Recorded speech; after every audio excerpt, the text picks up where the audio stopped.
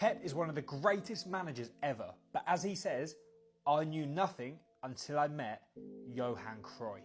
After Cruyff quit the Ajax job in 1988 because they refused to give him full control, he got the offer of a lifetime. FC Cruyff, his own club. FC Utrecht in the Netherlands would be taken over. Cruyff, aged 41, would run the club from top to bottom. Technical director, even the Dutch government backed it. But Cruyff looked at the potential squad and said, nah, that won't be able to compete.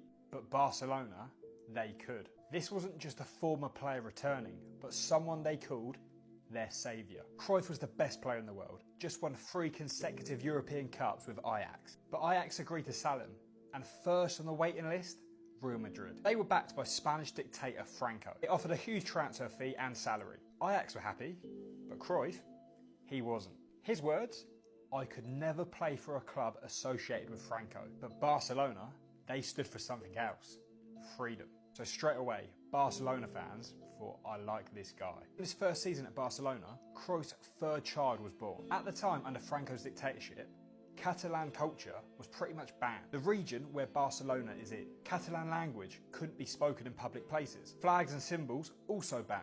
Even naming your child Catalonian names. But Johan says screw that.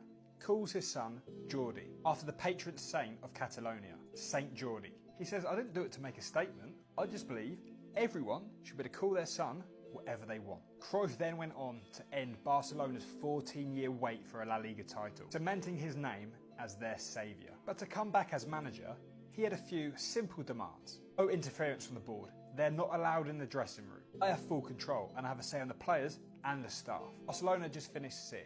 Their lowest finish in over a decade, so they accepted all of Johan's terms. He begins to rebuild Barcelona, total football, builds the whole club's identity. La Masia, Barcelona's academy. Each age group had a different style of play. Cruyff came along and said, from the first team to the youngest youth team, you are playing and training exactly the same. The patterns and responsibilities were identical throughout. Cruyff attended matches throughout the club and was watching Barcelona B team. He notices a 17-year-old playing right mid that had been at the club since he was 13.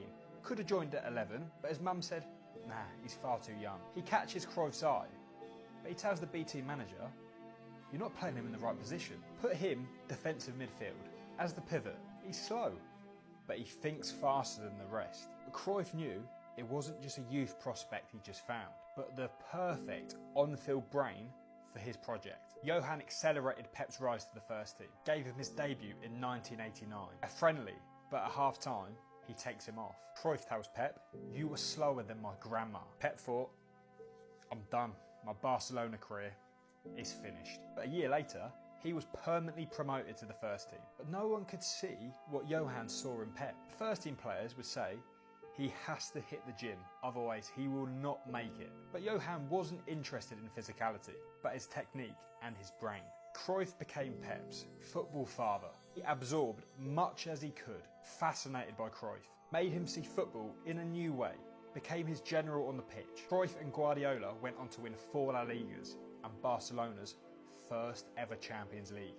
But by 1996, Barcelona's president felt Johan had far too much control at Barcelona, so they decided to give him the sack. Johan built Barcelona to what we see it as today. He never managed again after that, said it wasn't worth it. But Cruyff may have left the dugout, but Pep carried the blueprint. At the end of his playing career, he considers going into management. 36 years old, gives Cruyff a call, and Johan becomes his mentor. He becomes Barcelona B team manager, where Johan found him. A year later, Barcelona first team are in turmoil and they need a manager. Jose Mourinho looks to be favourite, but Cruyff presents why it must be Pep. Barca started to lose the Cruyff way, and he convinced them that Pep will bring it back. So they give him the job.